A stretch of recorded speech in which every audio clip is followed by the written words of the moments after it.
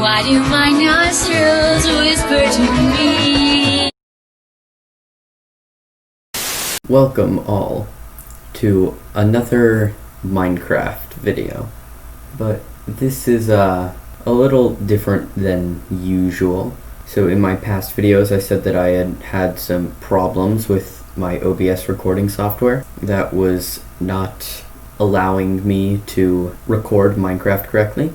So what I did was I took screenshots of the process of me building this smart Piglin Bartering system by Esai, which is me, and I put it into a PowerPoint presentation format, and I'm just going to explain everything that's going on as this works. So the reason that I'm making this video is I've seen a lot of people try to make Piglin bartering systems, but they were all really expensive. They used timings, and they just, for people who don't know how to use redstone, it's kind of complicated.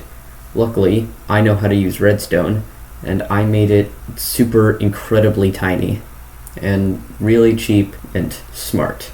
So this also works with multiple piglins in a one block system. Just don't do too many because it could back up the hopper. So before I get into how this works, I just want to pull up this screen,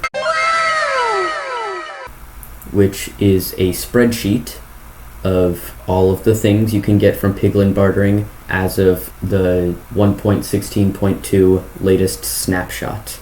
So you can see it all on the screen. Something I just want to quickly note, on the spreadsheet, all of the places where you see commas are supposed to be decimal points. My bad, I should have changed it, but I didn't make the spreadsheet. You have the weight of the thing, which is how often you're going to get it, the amount of each you get from doing it, the percent chance that you're going to get it, the amount that you're going to get per ingot, and the amount that you're going to get per stacks of ingot. Alright, so now let's get on to the process of building. What you want to start with is a double chest and a hopper facing into the double chest with an iron trapdoor on top. Make sure that you have a trapdoor on top of the hopper. That is the most important part. And the hopper doesn't have to face into a double chest. It can go into a sorting system as long as it just flows somewhere, because there's a lot of items coming out of this farm, and you do not want it to all get stuck in the hopper. So next what you want to do is you want to build a chamber, I guess you would say, around the trapdoor 2 blocks high so that the piglin can stand in it, and make sure that 1 block in the back is solid, meaning that it can't be glass, it can't be slabs, it can't be a staircase. It has to be a full solid block.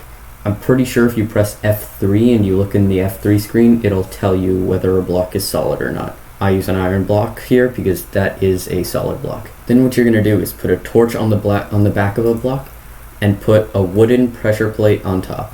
It doesn't matter what type of wood it is, but it has to be a wooden pressure plate, because wooden pressure plates, they detect items. Stone pressure plates would not detect items, and the iron and gold ones, they would detect items, but you want the wooden one because the wooden ones do 1 item at a time. Then what you want to do is on top of the redstone torch, facing onto the pressure plate, you want to place down a dropper facing towards the pressure plate. Oh yeah, and you want to put up walls around the side made out. Then you want to try and get your piglin in there, which is kind of difficult. What you can do to help the process is you can put a trapdoor on the top and then open it, and then aggro the pigman so that he runs towards you and then falls down through the trapdoor. So then, as you can see, I'm holding a name tag or a chest plate. That's just to stop them from despawning. You can give them a name tag just to keep them from despawning, and that would take them out of the mob cap. Or you could give them a chest plate, which would stop them from despawning but keep them in the mob cap. So basically, if you're making this next to a mob farm, you're going to want to use the name tag. For this tutorial, I just used the chest plate, or you could really use anything that the pigman would pick up as long as he picks it up. Just something to note, you are going to have to power the hopper down at the bottom if you want to throw the chest plate at him.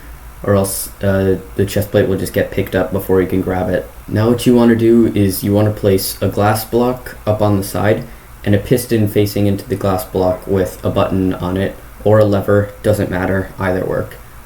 The reason that you're doing this and not just placing the glass block on top is that the piglin's hitbox is actually inside the glass block. So what you do is you want to zero tick it in with the button, and that causes it to go into the piglin's hitbox without pushing him at all.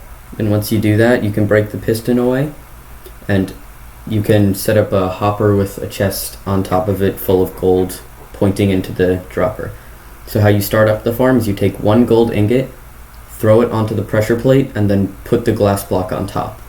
Then that'll start up the farm. Then since the pigman is inside the top block, he can reach up and grab the gold. Then when he pulls it away, that unpowers the pressure plate, which unpowers the block, therefore returning power to the redstone torch in the back, which causes the dropper to get powered, which then repeats the cycle by turning the redstone torch off. Alright, so that was the smart piglin bartering system. Really cheap, really easy to use. Make sure to share this with your favorite Minecrafters and friends and stuff like that. And try, if you can, send this to the members of Hermitcraft, because all of their piglin farms are just not good. Like, they're really expensive and they could just be doing this. So thanks for watching, thanks for bearing with the terrible slideshow nature of this, and I'm gonna try to get my OBS back up and running for the next time. Alright, see ya.